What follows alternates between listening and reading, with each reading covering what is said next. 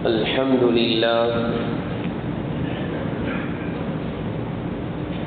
لله رب العالمين، والصلاة والسلام على سيدنا محمد وآله وصحبه أجمعين. أما بعد، فقد قال الله تبارك وتعالى في القرآن الكريم: فقد لبثت فيكم عمرا من قبلي أفلا تعقلون. وقال نبينا صلى الله عليه وسلم: بلغوا عني ولو آية. صدق الله العلي العظيم وصدق رسوله النبي الكريم.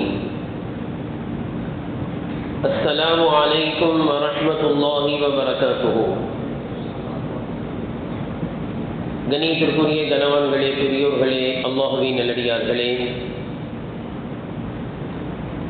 அல்லாஹுவின் பெருளால் நபியவர்கள் பிறந்த ரபீஉல் அவ்வல் மாதத்தை நாம் அடைந்திருக்கின்றோம். ரபீஉல் அவ்வல் மாதம் பிறந்துவிட்டால் முஃமின்களுடைய இதயங்களில் ஒரு விதமான மகிழ்ச்சியும் சேர்ந்து பிறப்பதை நாம் பார்க்கிறோம். காரணம், அந்த மாதத்தில் தான் நம்முடைய தூதர் ஹஜ்ரத் முஹம்மது ஸல்லல்லாஹு அலைஹி வஸல்லம் அவர்கள் அகிலத்திற்கு அருட்கொடையாக உதித்த மாதம் அந்த மாதம். ரபீ என்று சொன்னாலே வசந்தம் என்பது தமிழில் அதற்கு பொருள். வசந்தம் என்றால் வாழ்க்கையில் ஏற்படக்கூடிய மகிழ்ச்சிக்கு வசந்தம் என்று சொல்லப்படும். நபியவர்களை பின்பற்றி நாம் நடந்தால் நம்முடைய வாழ்க்கையில் வசந்தத்தையும் நம்முடைய வாழ்க்கையில் மகிழ்ச்சியை, சந்தோஷத்தை நிச்சயமாக நாம் மட்டுமல்ல, இந்த மனித சமுதாயத்தின் மகிழ்ச்சி நபியவர்களை பின்பற்றி நடப்பதில் அல்லாஹ் தஆலா வைத்திருக்கின்றான். கணியத்திற்குரியவர்களே, பொதுவாக ரபீஉல் அவ்வல் மாதத்தில் நபி ஸல்லல்லாஹு அலைஹி வஸல்லம் அவர்களுடைய வாழ்வியல் குறித்த அவர்களுடைய வாழ்க்கை வரலாற்றை பேசப்படுகின்றது. காரணம், அவர்களுடைய வாழ்க்கையை நம்முடைய வாழ்க்கையாக எடுத்து நடக்க வேண்டும் என்ற உறுதிப்பாட்டை நாம் எடுப்பதுதான் அதனுடைய நோக்கம். நம்முடைய வாழ்க்கையின் பாதையை நபி ஸல்லல்லாஹு அலைஹி வஸல்லம் அவர்களுடைய பாதையாக, நம்முடைய நடைமுறைகளை நபி ஸல்லல்லாஹு அலைஹி வஸல்லம் அவர்களுடைய நடைமுறையாக ஆக்க வேண்டும், ஆக்கிக் கொள்ள வேண்டும் என்ற உறுதியை இந்த மாதத்தில் நாம் எடுக்க வேண்டும். கணியத்திற்குரியவர்களே, நபி ஸல்லல்லாஹு அலைஹி வஸல்லம் அவர்களுடைய வாழ்க்கை வரலாறு இந்த உலகத்தில் பாதுகாக்கப்பட்டதை போன்று வேறு எந்த மனிதர்களுடைய வரலாறும் பாதுகாக்கப்படவில்லை.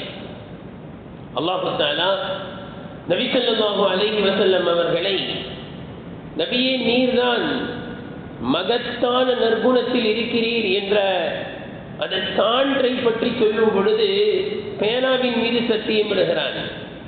ஒமா யஸ்துரூன், அந்த பேனாவின் மூலமாக எதையெல்லாம் எழுதுகிறார்களோ, அந்த பேனாவின் மூலமாக பல நபர்களுடைய வரலாற்றை அரைகுறையாக எழுதி வைத்திருக்கிறார்கள்.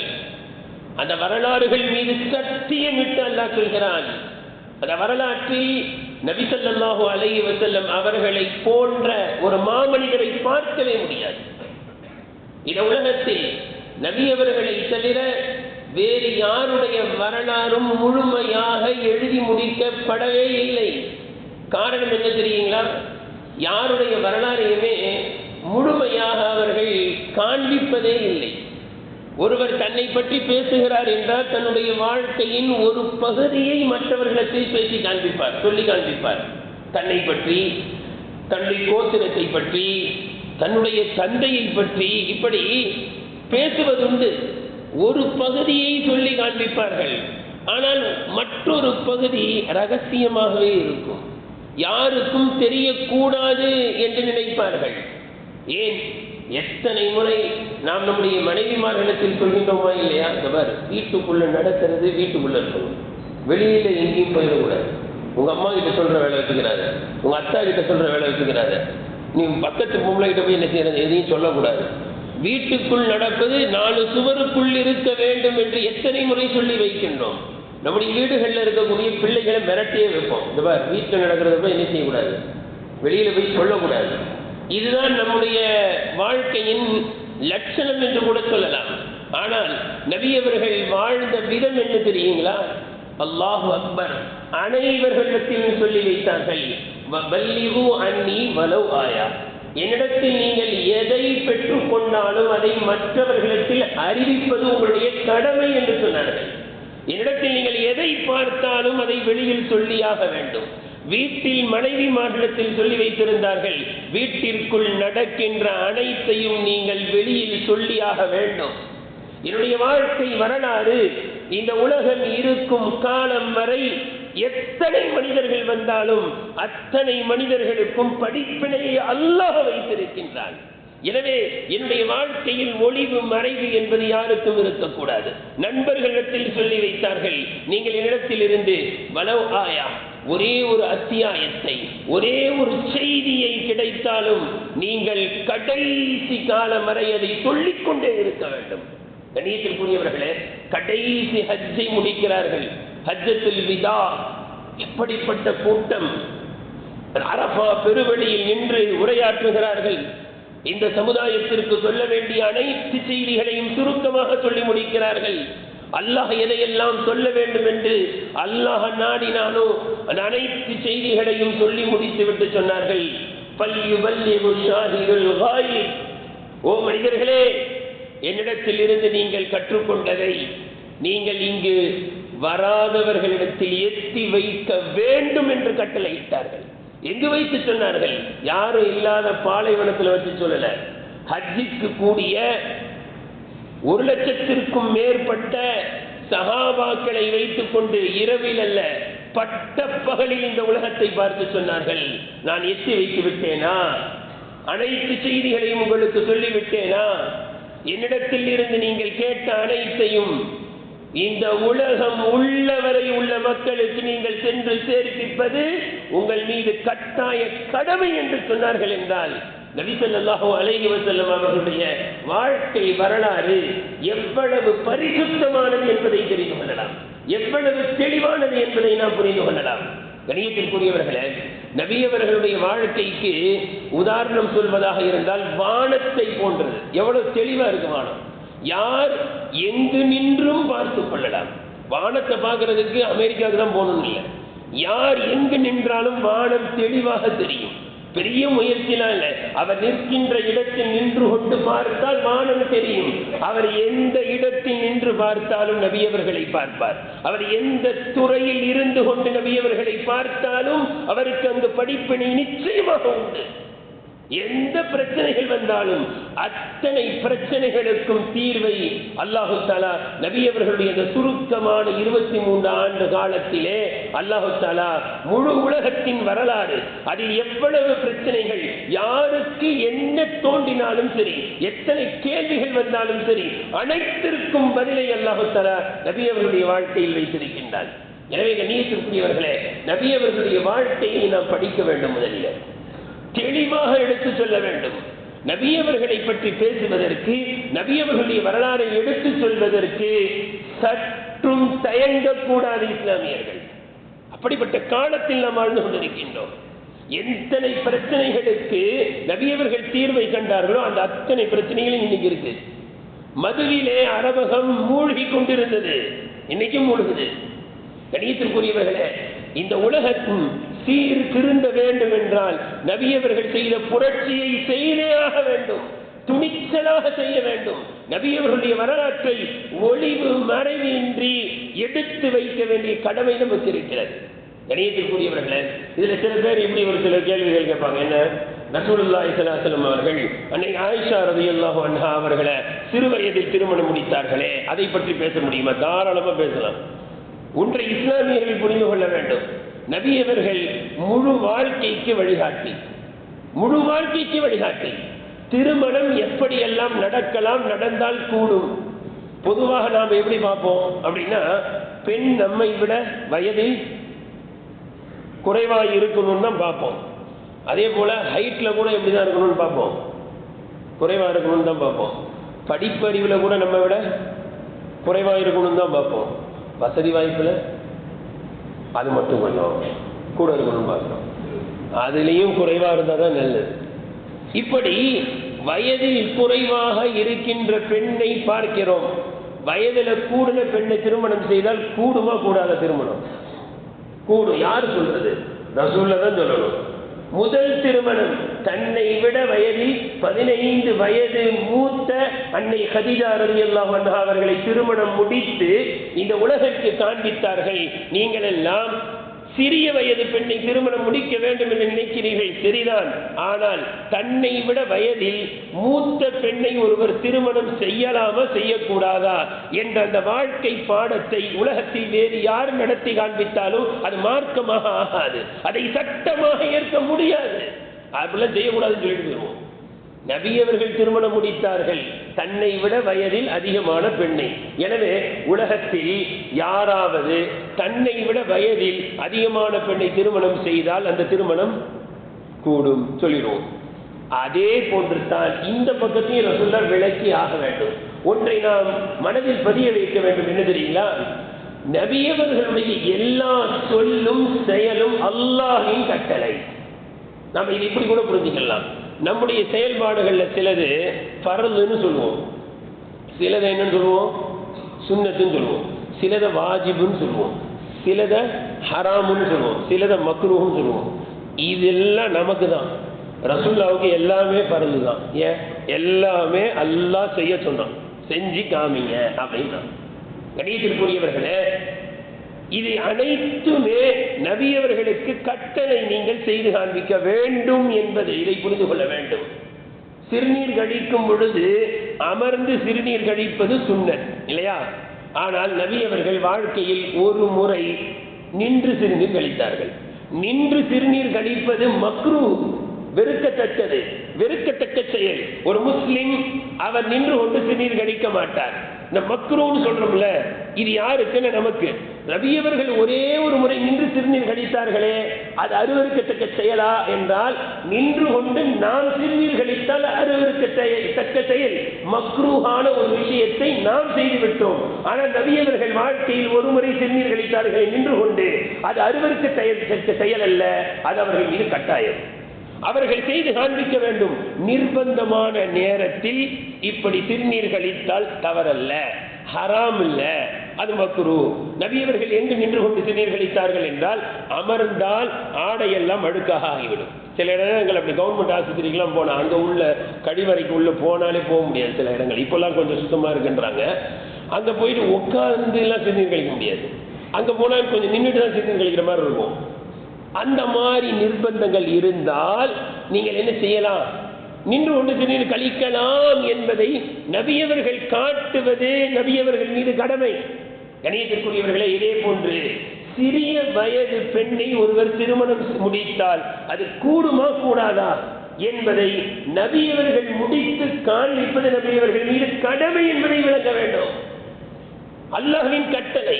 அதே போல அன்னை ஆயிஷா ரலியல்லாஹு அன்ஹா அவர்களை தவிர நபியவர்கள் மனம் முடித்த அனைத்து பெண்களும் விதவை. அப்ப நபியவர்கள் விதவை அல்லாத குமரி பெண்களையும் திருமணம் முடிக்க வேண்டும் என்பதை காமிக்கணுமா இல்லையா? குமரி பெண்களை திருமணம் முடிக்கிறது நல்லதுன்னு இந்த சமுதாயத்தை காமிக்கணுமா இல்லையா? ஒன்று. அப்ப ஆயிஷா ரலியல்லாஹு மட்டும்தான் குமரி பெண். அதுல இன்னொரு சட்டத்தையும் சேர்த்து காமிக்கணும். அது என்ன? வயது வருவதற்கு முன்பாக கூட திருமண ஒப்பந்தத்தை செய்யலாம் என்பதை காட்டியாக வேண்டும். அதற்கு ஆயிஷா ரலியல்லாஹு விட்ட வேற எல்லாருமே வயசுல கூடனவங்க, எல்லாமே விதவை பெண்கள். எனவே அன்னை ஆயிஷா ரலியல்லாஹு அன்ஹா அவர்களை வயதில் குறைந்த நிலையில் வைத்து திருமணம் செய்ய வேண்டும் என்று அல்லாஹ் சொன்னான். எனவே திருமணம் செய்தார்கள். இதை இரண்டு பக்கத்தையும் காண்பிப்பது. தன்னை விட வயதில் அதிகமான பெண்ணை திருமணம் முடித்தாலும் அதுவும் கூடும். தன்னை விட வயதில் மிகவும் குறைந்த பெண்ணை ஒருவர் திருமணம் செய்துவிட்டால் அந்த திருமணமும் கூடும் என்பதை காட்டுவது நபியவர்கள் மீது கடமை. எனவே காண்பித்தான் அல்லாஹ். நபி அவர்களுடைய வாழ்க்கையில் எதுவுமே ஒளிவு மறைவானதல்ல. ஆரம்பம் முதல் கடைசி வரை நபி அவர்களுடைய வாழ்க்கையின் துவக்கம், அவர்களுடைய வரலாற்றின் துவக்கம் என்ன என்பதை எடுத்து பார்த்தால், சில நபிமார்களுடைய வரலாறு நம்ம பார்த்தா, மூசா அலைஹிஸ்ஸலாமுடைய வரலாறு எடுத்து பார்த்தீங்கன்னா, அவர்கள் பிறப்பதற்கு சற்று தினங்களுக்கு முன்பு குழந்தைகளை எல்லாம் பிறவன் கொன்று கொண்டிருந்தான். அங்கிருந்து ஸ்டார்ட் ஆகும். மூசா அலைஹிஸ்ஸலாம் இன்னும் பிறக்கல. ஆனால் மூசா அலைஹிஸ்ஸலாமுடைய வரலாறு என்ன, எங்க ஸ்டார்ட் ஆகுது? மூசா அலைஹிஸ்ஸலாம் அவர்கள் பிறப்பதற்கு முன்பாகவே பிறவன் ஆட்சி செய்து கொண்டிருந்தான். அவன் பிறக்கின்ற குழந்தைகளை எல்லாம் கொன்று குவித்தான் மூசாவை கொள்வதற்காக. இங்கிருந்து ஸ்டார்ட் ஆகும். அதற்கு ஈசா அலைஹிஸ்ஸலாம் அவருடைய வரலாறை எடுத்து பார்த்தா, அவர்களுடைய தாயாரினுடைய தந்தை இம்ரான் அவர்களிடமிருந்து ஆரம்பமாகும். ஹதரத் மரியம் அலைஹிஸ்ஸலாம் அவர்கள் எந்த ஆண் துணையும் இல்லாமல் கர்ப்பமாக ஆனார்கள் என்று அவர்களுடைய வரலாறு துவங்கும். ஆனால் ஹதரத் முஹம்மது ஸல்லல்லாஹு அலைஹி வஸல்லம் வரலாறு ஆலமுல் அர்வாஹிலிருந்து துவங்குகிறது. அல்லாஹு தஆலா இந்த உலகத்தை படைப்பதற்கு முன்பிருந்து வரலாற்றை சொல்கிறான். நான் ஆலமுல் அர்வாஹில் வைத்து எப்படி மனிதர்களை பார்த்து அலஸ்து பிரப்பிக்கும், நான் உங்களுடைய ரப் அல்லவா என்று கேட்டேனோ, அதே போன்று நபிமார்கள் அனைவர்களுக்கும் ஒரு ஒப்பந்தத்தை எடுத்தான். அல்லாஹு தஆலா குர்ஆனில் சொல்கிறான், வைதா ஸல்லல்லாஹு மீசாகன் நபியீன லமா ஆதைதுக்கும் மின் கிதாபின் வ ஹிக்மத்தின் வைதா ஸல்லல்லாஹு மீசாகன் நபியீன். எல்லா நபிமார்களத்தில் ஒப்பந்தம் எடுத்தான். உங்களுக்கு நான் நபி பட்டத்தை கொடுப்பேன், வேதத்தை கொடுப்பேன், ஞானத்தை கொடுப்பேன், அறிவை கொடுப்பேன், ஹிக்மத்துகளை கொடுப்பேன், உங்களை நபியாக ஆக்குவேன். ஆனால் ஒரு நிபந்தனை, சும்ம ஜாஅக்கும் ரசூல், பிறகு இறுதியாக ஒரு இறை தூதர் வருவார். லதுக்மினுன்ன பிஹி, அவர் உங்களுடைய காலத்தில் வந்தால் நீங்கள் அவரை நபி என ஏற்க, நீங்க நபி, ஆனா அவங்க வந்துட்டா நீங்க அவங்களை நபின்னு ஏற்றுக்கொள்ள வேண்டும். வலதன்சுருன்னஹு, அந்த நபிக்கு நீங்கள் உதவி செய்ய வேண்டும். ஏற்றுக்கொண்டீர்களா என்று ஒப்பந்தத்தை எடுத்த பிறகுதான் நபியை நபியாக ஆக்கினான். எனவேதான் வந்த அனைத்து இறை தூதர்களும் கடைசி நபியை பற்றி சொல்லாமல் சொல்ல மாட்டார்கள். நபி அவர்களிடத்தில் ஒரு தடவை ஒரு சஹாபி கேட்டார்கள், யா ரசூலல்லாஹ் மா கான அவ்வல் பத்ரி அம்ரிக்க, உங்களுடைய ஆரம்ப செய்தியை பற்றி சற்று சொல்லுங்கள் பார்க்கலாம். ஹஜ்ரத் ரசூலுல்லாஹி ஸல்லல்லாஹு அலைஹி வஸல்லம் அவர்கள் சொன்னார்கள், ஆரம்பமான செய்திகளை சொல்வதாக இருந்தால் நான் ஹஜ்ரத் இப்ராஹிம் அலைஹிஸ்ஸலாம் அவருடைய துஆவாக இருக்கிறேன். எப்ப 4000 வருஷத்துக்கு முன்னாடி காபத்துல்லாவை கட்டிவிட்டு, ரப்பனா வபஅத் ஃபீஹிம் ரசூலம் மின்ஹும், ரப்பே காபத்துல்லாவை கட்டிவிட்டேன், காபத்துல்லாவை கட்டிவிட்டேன். இது ஒரு கட்டிடம். இந்த கட்டிடத்தின் மூலமாக முழு உலகத்திற்கு நேர்வழி பரவ வேண்டும். நீ இந்த காபத்துல்லாவை உதல்லில் ஆலமீன், அகிலத்திற்கு நேர்வழி காட்டி என்று சொல்கிறாய் காபத்துல்லாவை. எனவே அகிலத்திற்கு அருட்கொடையாக இருக்கக்கூடிய அந்த கடைசி இறை தூதரை இங்கு என்னுடைய வம்சத்தில், என்னுடைய மகன் இஸ்மாயிலுடைய வம்சத்தில் பிறக்க செய்வாயாக என்று இப்ராஹிம் அலைஹிஸ்ஸலாம் அவர்கள் துஆ செய்தார்களே, அந்த துஆவின் பலனாக நான் இருக்கிறேன் என்று துவங்கிய நபி அவர்கள் சொன்னார்கள், நான் எனக்கு முன்னால் வந்த ஈசா அலைஹிஸ்ஸலாம் அவர்களுடைய சுப செய்தியாக நான் இருக்கிறேன். ஈசா அலைஹிஸ்ஸலாம் அவர்கள் சொன்னார்கள், யா பனி இஸ்ராயீல், ஓ பனி இஸ்ரவேலர்களே, நீங்க குர்ஆன்ல எடுத்து பார்த்தாலும் சரி, பைபிள்ல எடுத்து பார்த்தாலும் சரி, ஈசா அலைஹிஸ்ஸலாம் எந்த மக்களை கூப்பிட்டாங்கன்னா பனி இஸ்ரவேலர்களே, பனி இஸ்ரவேலர்களே தான் கூப்பிட்டாங்க. ஈசா அலைஹிஸ்ஸலாம் இன்டர்நேஷனல் நபி இல்லை. ஆனா நம்முடைய நபி எப்படி கூப்பிட்டாங்க தெரியுமா? யா அய்யுஹன் நாஸ், ஓ மக்களே, இன்னி ரசூலுல்லாஹி இலைக்கும் ஜமீஆ, ஓ மக்களே, நான் உங்கள் அனைவருக்கும் நபியாக இருக்கிறேன். ஹஜ்ரத் ஈசா அலைஹிஸ்ஸலாம் அவர்கள் என்ன சொன்னார்கள்? குர்ஆனில் அல்லாஹ் பதிவு செய்திருக்கின்றான், யா பனி இஸ்ராயீல இன்னி ரசூலுல்லாஹி இலைக்கும், பனி இஸ்ரவேலர்களே, நான் உங்களுக்கான இறை தூதராக இருக்கிறேன். சொல்லிவிட்டு சொன்னார்கள், முஸத்திகல் லிமா பைன யதைய மினத் தௌராத், எனக்கு முன்னால் உள்ள தௌராத்தை உண்மைப்படுத்துகின்ற இறை தூதராக இருக்கிறேன். இன்னைக்கு வரைக்கும் பார்க்கலாம், பழைய ஏற்பாடு புதிய ஏற்பாடு ரெண்டும் ஒரே பைண்டிங்ல தான் இருக்கும். கிறிஸ்தவர்கள் எங்களுக்குன்னு பழைய ஏற்பாடுன்னு புதிய ஏற்பாடுன்னு தனியா பிரிண்ட் பண்ணுவாங்களான்னு பண்ண மாட்டாங்க. தௌராத்தோட ஜாயின் பண்ணி தான் அதை அப்படிதான் பைண்டிங் பண்ணுவாங்க. ரெண்டுத்தையும் சேர்த்து பைண்டிங் பண்ணுவாங்க. இதை சொல்லிய ஈசா அலைஹிஸ்ஸலாம் அவர்கள் சொன்னார்கள், அடுத்து நான் வந்த நோக்கம் என்ன தெரியுமா? முபஷ்ஷிரன் பிரசூலின் யஅதி மின் பஅதி, எனக்கு பின்னால் ஒரு இறை தூதர் வருவார், அவரை பற்றி சொல்வதற்காகத்தான் நான் நபியாக உங்களுக்கு வந்திருக்கிறேன். அவருடைய பெயர் அஹ்மத். அல்லாஹ்வை அதிகம் புகழ்வார். அல்லாஹ்வை அதிகமாக புகழ்ந்த காரணத்தினால் மக்கள் அவரை அதிகமாக புகழக்கூடிய முகம்மதாக அவர் மாறிவிடுவார். அவர்களுக்கு வைக்கப்பட்ட முதல் பெயர் முந்திய வேதங்களிலும் சரி, பிறந்தவுடன் தாயார் அவர்கள் வைத்த பெயர் அஹ்மத். அதற்கு பிறகு பாட்டனார் அவர்கள் வைத்த பெயர் முஹம்மத். கணியத்திற்குரியவர்கள், எவ்வளவு அழகான பெயர் தெரியுமா? இன்று உலகத்திலே அதிகமான மனிதர்கள் பிரியத்தோடு வைக்கக்கூடிய பெயர் முஹம்மத். ஒரு ஹதீஸுக்கு விளக்கம் சொல்லும் போது சொல்லுவாங்க, அல்லாஹ் தஆலா முதல் என்ன செய்வான்? சொர்க்கத்துக்கு யார் அனுப்புவான்? முஹம்மது ஸல்லல்லாஹு அலைஹி வஸல்லம் அனுப்புவான். முஹம்மதை நீங்க போங்க. அப்படியே அனுப்பும்போது முகம்மதின் பேரை வச்சு எழுந்து ஓடிடுமா? எல்லாம் முகம்மது போக சொல்லிட்டேன் அப்படின்னு. இணையத்துக்குரியவர்கள் எவ்வளவு அழகான உலகத்தில் அதிகமாக வைக்கப்படக்கூடிய ஒரே பெயர் முஹம்மது. இணையத்துக்குரியவர்களே, ஹஜ்ரத் ரசூலுல்லாஹி ஸல்லல்லாஹு அலைஹி வஸல்லம் அவர்கள் சொன்னார்கள், புஇத்து மின் கைரி குரூனி பனி ஆதம கர்னன் ஃபகர்னன் ஹத்தா குன்து மினல் கர்னில் லதி குன்து ஃபீஹி. புகாரியில் பதிவு செய்யப்பட்ட ஹதீஸ். நபி அவர்கள் சொல்கிறார்கள், ஆதமின் சந்ததிகளில் தலைமுறையாக சிறந்த தலைமுறை வழியாக தேர்ந்தெடுக்கப்பட்ட அந்த சிறந்த தலைமுறையில் நான் பிறந்திருக்கிறேன். ஆதம் அலைஹிஸ்ஸலாம் அவர்களுடைய சந்ததிகளில் தலைமுறையாக மரபணுக்கள், சிறந்த மரபணுக்களால் பாதுகாக்கப்பட்ட வழித்தோன்றல்களில் நான் பிறந்தேன் என்று சொன்னார்கள்.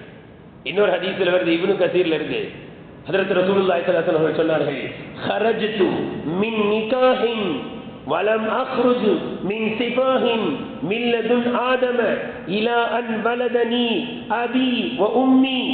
ஆதம் அலைஹிஸ்ஸலாம் அவர்கள் முதல் என்னை என்னுடைய பெற்றோர்கள் பெற்றெடுக்கும் வரை, என்னுடைய தாயும் என்னுடைய தந்தையும் என்னை பெற்றெடுக்கும் வரை திருமண வழியிலேயே நான் வெளிப்பட்டேன், தவறான வழியில் நான் வெளிப்படவில்லை. எப்பதிலிருந்து? அல்லாஹ் என்னை எவ்வளவு பரிசுத்தமான குடும்பத்தில் பிறக்க வச்சான், எவ்வளவு பரிசுத்தமான வழித்தோன்றல்களை எனக்கு தேர்ந்தெடுத்தான் என்றால், ஆதம் அலைஹிஸ்ஸலாம் அவர்கள் முதல் என்னுடைய பெற்றோர்கள் என்னை பெற்றெடுக்கும் வரை என்னுடைய அந்த வம்ச வழியில் யாரும் விபச்சாரம் செய்ததில்லை. இப்படி சொல்கின்ற துணிச்சல் யாருக்காவது இருக்குமா? எவ்வளவு அழகான பரிசுத்தமான வாழ்க்கை. கணியத்திற்குரியவர்களே, ஹதீஸில் வருகின்றது, புகாரியில் வருகிறது, முஸ்லிம் ஷரீஃபிலே வருகிறது, நபி அவர்கள் சொன்னார்கள், இன்னல்லாஹ் அஸ்தஃபா மின் வலதி இப்ராஹிம். அல்லாஹு தஆலா எனக்காக இப்ராஹிம் அலைஹிஸ்ஸலாம் அவர்களை தேர்ந்தெடுத்தார். இப்ராஹிம் அலைஹிஸ்ஸலாம் அவருடைய பிள்ளையில் இஸ்ஹாக் என்ற பிள்ளையும் இருக்கிறார்கள், இஸ்மாயில் என்ற பிள்ளையும் இருக்கிறார்கள். அல்லாஹு தஆலா எனக்காக இஸ்மாயில் அலைஹிஸ்ஸலாம் அவர்களை தேர்ந்தெடுத்தான். அந்த இஸ்மாயில் அலைஹிஸ்ஸலாம் அவர்களுடைய கோத்திரத்தில் பனு கினானா என்ற கோத்திரத்தை அல்லாஹ் தேர்ந்தெடுத்தான். பனு கினானா என்ற கோத்திரத்தில் குறைஷி வம்ச வழியை அல்லாஹு தஆலா தேர்ந்தெடுத்தான். அந்த குறைஷி வம்சத்தில் பனு ஹாஷிம் என்ற கிளையை தேர்ந்தெடுத்து அதில் என்னை பிறக்கச் செய்து என்னை நபியாக ஆக்கினான். எவ்வளவு பரிசுத்தமான ஒரு வரலாறு! முந்தைய தலைமுறையினர்கள் கூட பரிசுத்தமாக வாழ்ந்த அந்த வம்ச வழியில் நான் பிறந்தேன் என்று நபி அவர்கள் சொல்கிறார்கள். கணியத்துக்குரியவர்களே, முஸ்லிம் ஷரீஃபிலே வருகிறது, அன சய்யிது வலதி ஆதம யௌமல் கியாமா. நான் கியாமத் நாளிலே ஆதமுடைய மக்கள் அனைவருக்கும் நான் தலைவனாக இருப்பேன். வஅவ்வலு மைன் யன்ஷக்கு மின் அன்ஹுல் கப்ரு. கபர் பிளந்து உயிரோடு வருகின்ற மனிதர்களில் நான் தான் முதலில் கபரிலிருந்து வெளிப்படுவேன். வஅவ்வலு ஷாஃபிஈன். நான் தான் முதலில் அல்லாஹ்விடத்தில் பரிந்துரை செய்வேன். வஅவ்வலு முஷஃபஈன். அல்லாஹ்வும் என்னுடைய பரிந்துரையைத்தான் முதலில் ஏற்றுக்கொள்வான். ஹதீஸ்ல வருது, ரசூலுல்லாஹ் சொல்றாங்க, அன அக்ஸருல் அன்பியாஇ தபஅன் யௌமல் கியாமா. நபிமார்களிலேயே அதிகமான மக்கள் என்னை பின்பற்றி இருக்கிறார்கள். நபிமார்களிலேயே எல்லா நபிமார்களையும் மனிதர்கள் பின்பற்றினார்கள். அதை சொல்லும்போது ரசூலுல்லாஹ் சொல்றாங்க, ஒரு நபி இப்படியும் இருந்தார், அந்த நபியை ஏற்றுக்கொண்டவர் ஒரு மனிதர் தான். அந்த நபியை ஏற்றுக்கொண்டது ஒரே ஒரு மனிதன். ஆனால் உலகத்தில் தோன்றிய நபிமார்களிலேயே அதிகமான மக்கள் எந்த நபியை பின்பற்றினார்கள் என்றால் அது நானாக இருக்கிறேன் என்று நபி அவர்கள் சொன்னார்கள். இன்னொரு ஹதீஸில் வருது, நான் தான் முதலில் சொர்க்கத்தின் கதவை தட்டுவேன். நான் தான் முதலில் சொர்க்கத்தின் கதவை தட்டுவேன்.